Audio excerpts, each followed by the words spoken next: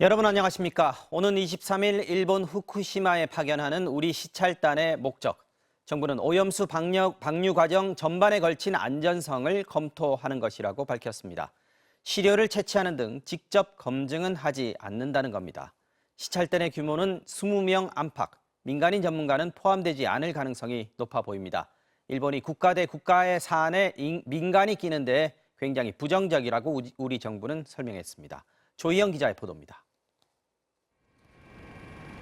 시찰단의 목적은 방류 과정 전반에 대한 안전성 검토와 현장 확인에 초점이 맞춰져 있습니다.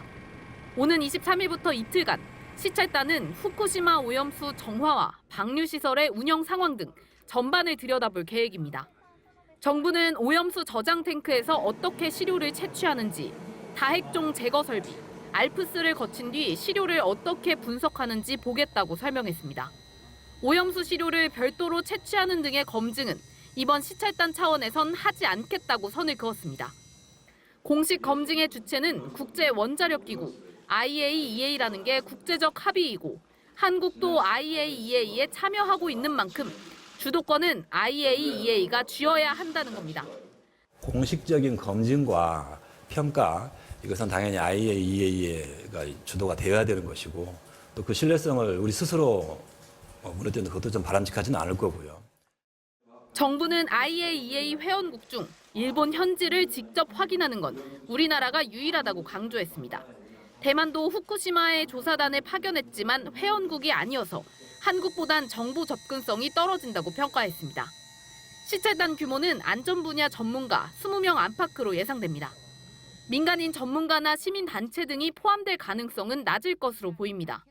이건 정부 대 정부, 국가 대 국가의 문제이기 때문에 민간 전문가 끼는 부분에 대해서는 아직까지는 굉장히 부정적이고요, 일본 측은. 후쿠시마 오염수 명칭을 일본 측 요구대로 처리수로 변경하는 문제와 관련해선 현재로서는 특별히 검토하는 바는 없다고 밝혔습니다. 후쿠시마산 수산물이 조만간 수입될 가능성이 있는지에 대해 정부는 절대 그럴 일은 없다면서 수산물 수입은 과학적, 기술적 입증도 필요하고 무엇보다 국민들이 정서적으로 받아들일 준비가 돼야 한다고 설명했습니다. MBC 뉴스 조희영입니다. 김남국 의원의 가상화폐 거래 내역은 보유하고 있던 가상화폐 지갑을 역추적하면서 속속 드러나고 있습니다.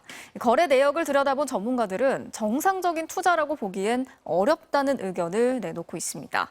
매수 시점이나 종목, 매수량 모두 의심스럽다는 건데 이어서 배주환 기자가 전해드리겠습니다. 먼저 주목되는 건 가상화폐의 종류입니다. 김남국 의원은 비트코인같이 잘 알려진 화폐 대신 신생 코인을 사고 팔았습니다. 지난해 2월 갖고 있던 위믹스를 팔고 클레이페이를 사들였는데 클레이페이가 출시된 지 한 달도 안 된 시점이었습니다. 더 의심스러운 건 매수량입니다. 클레이페이 59만 개, 약 30억 원어치나 되는데 이는 당시 전체 유통량의 10%를 차지하는 막대한 양으로 알려졌습니다. 검증도 안 된 신생 가상화폐에 무모하리만큼 과감한 이른바 몰빵 투자를 한 셈입니다. 기본적인 코인 다 모아놓은 사이트가 있거든요. 예. 거기서도 검색이 안 돼요, 이 코인은. 그만큼 마이너한 코인인데 굉장히 큰 비중을 여기다가 넣는 거는 누가 봐도 합리적이지 않다. 가상화폐의 매수 시점도 극적이었습니다. 2021년 10월부터 게임업체 위메이드의 가상화폐인 위믹스를 집중 거래한 것으로 보이는데 이는 위믹스가 가상화폐 대형 거래소인 업비트에 상장되기 석 달 전이었습니다.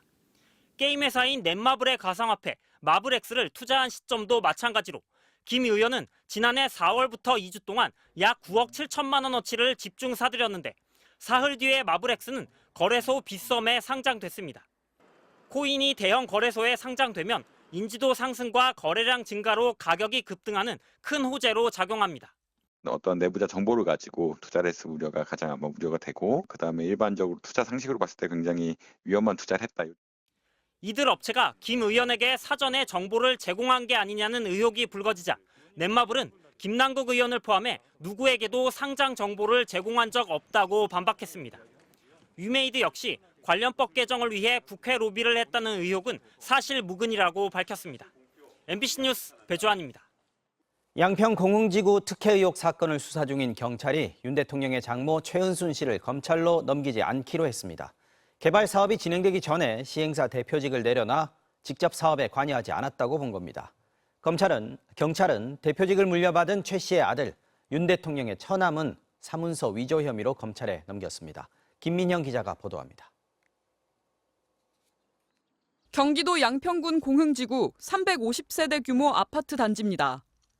윤석열 대통령의 장모 최은순 씨가 세운 시행업체 ESIND는 2016년 이곳을 개발한 뒤 수백억 원대 분양 수입을 올렸습니다.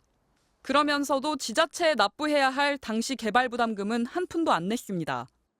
양평군은 부담금 17억여 원을 산출했지만 시행사의 이의 신청을 2번이나 받아들인 끝에 면제해 준 겁니다. 당초 2014년 11월로 돼 있던 사업 기한도 1년 반이나 지난 2016년 6월이 돼서야 그 다음 달로 바꿔줬습니다. 즉각 특혜 의혹이 불거졌고 재작년 11월 한 시민단체의 고발로 경찰이 수사에 착수했습니다. 1년 반 만인 오늘 경찰은 최 씨에 대해 무혐의 처분하고 검찰에 넘기지 않기로 했습니다. 서면 조사만 이뤄졌을 뿐 직접 불러 조사하지는 않았습니다. 경찰은 최 씨가 연루된 인허가 특혜, 유착, 뇌물수수 의혹 등은 사실이 아닌 것으로 판단했다고 밝혔습니다. 최 씨가 양평군에 부당한 압력을 가하거나 로비한 정황이 확인되지 않았다는 겁니다. 특히 개발 사업 진행 전인 2014년 11월 대표직을 내려놓은 최 씨가 사업에 직접 관여한 정황도 없다고 판단했습니다. 함께 고발된 김건희 여사 역시 사내이사를 지낸 적은 있지만 사업 추진 전 사임해 의혹과 무관하다고 경찰은 봤습니다. 다만 경찰은 윤 대통령의 처남인 시행사 대표 김모 씨는 사문서 위조 혐의로 검찰에 넘겼습니다. 개발 부담금을 줄이려 공사비를 부풀린 과정에서 일부 서류를 가짜로 꾸며 제출한 혐의입니다. 또 사업 기한을 적법하지 않게 늘려주는 데 관여한 혐의로 양평군 공무원 3명도 송치했습니다. MBC 뉴스 김민영입니다. 아내와 두 아들을 무참히 살해한 40대 남성에게 법원이 무기징역을 선고했습니다. 범행이 계획적이고 잔혹했다면서 반인륜적 범죄라고 봤는데 법원은 이 남성이 정신과 진료를 받은 걸 고려해서 검찰이 구형한 사형보다는 낮은 형을 선고했다고 밝혔습니다. 차현진 기자입니다. 지난해 10월 25일 경기도 광명의 한 아파트. 40대 여성과 15살, 10살 두 아들이 숨진 채 발견됐습니다. 남편 고모 씨는 밖에 나갔다 돌아오니 가족들이 죽어 있었다고 울먹이며 119에 신고했습니다. 하지만 범인은 다름 아닌 고 씨였습니다. 아내와 두 아들이 평소 자신을 무시하며 대든다고 생각해 범행을 저지른 겁니다. 저는 ATM 기계가처럼 일만 시키고 조금씩 우라가 쳐서 그런 것 같습니다. 죄송합니다. 1심 재판부는 고 씨에게 무기징역을 선고하고 위치 추적 전자장치를 30년 동안 부착하라고 명령했습니다. 재판부는 범행 방법이 통상적으로 생각하기 어려울 정도로 잔혹하고 폭력적인 데다 재범 위험성도 있다고 판단했습니다. 고 씨는 당시 아파트 CCTV 사각지대를 이용해 집에 들어가 사흘 전 준비한 둔기와 흉기로 큰아들과 아내, 막내 아들을 살해했습니다. 또 범행 뒤에는 인근 PC방에 2시간가량 머물다 돌아와 신고하는 등 범행을 치밀하게 계획했다고 재판부는 판단했습니다. 재판부는 특히 고 씨가 둔기를 휘두른 뒤 잘 가, 왜 이렇게 안 죽어라고 말하는 등 반인륜적 행위를 서슴지 않았다고 질타했습니다. 다만 진료 전력이 있는 만큼 정신적인 문제가 범행에 영향을 미쳤을 가능성을 완전히 배제하기 어렵다며 무기징역으로 형을 낮췄습니다. 지난 3월 열린 결심 공판에서 고 씨는 모든 일은 제 잘못으로 벌어진 일로 항소도 하지 않겠다고 말했습니다. 앞서 고 씨에게 법정 최고형인 사형을 구형했던 검찰은 판결문을 분석한 뒤 항소 여부를 결정할 방침입니다. MBC 뉴스 차현진입니다. 전북 무주군에서는 태권도 성지를 만들겠다면서 47억 원을 들여서 태권 어드벤처라는 놀이시설을 지었습니다. 역시 준공한 지 2년이 지나도록 문을 열지 않고 있는데 어찌된 사연인지 정자영 기자가 현장 취재했습니다. 전북 무주군의 태권 어드벤처입니다. 태권도를 알리기 위해 건립된 시설인데 어느 곳에서도 체험객은 보이지 않습니다. 태권도 품새 이름을 딴 8개 코스에는 먼지만 쌓였고 짚라인과 암벽은 벌써 색이 누렇게 바랬습니다. 이곳 태권 어드벤처는 2년 전 이미 준공을 끝냈지만 현재는 이렇게 잠겨 있는 상태입니다. 아직까지 개장하지 않고 있는 겁니다. 태권 어드벤처는 돈 자체를 연 적이 없어요. 진짜 오래됐는데 몇 년 됐는데 지금도 그대로 그 상태로 그대로 하는 거죠.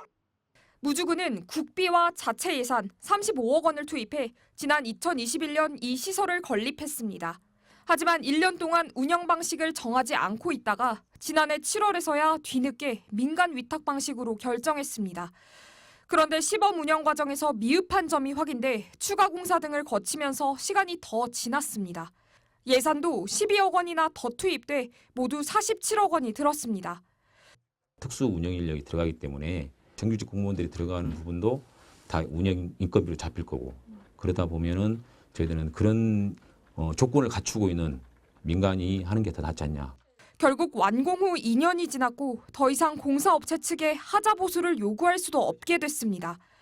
민간업체가 운영은 물론 시설 보수까지 책임져야 하는 상황이 된 겁니다. 무주군은 오는 7월까지 민간 위탁업체를 선정하고 9월에는 시설을 개장한다는 방침입니다. 하지만 현재까지 운영하겠다고 나서는 민간업체는 단 한 곳도 없는 것으로 알려졌습니다. MBC 뉴스 정자영입니다.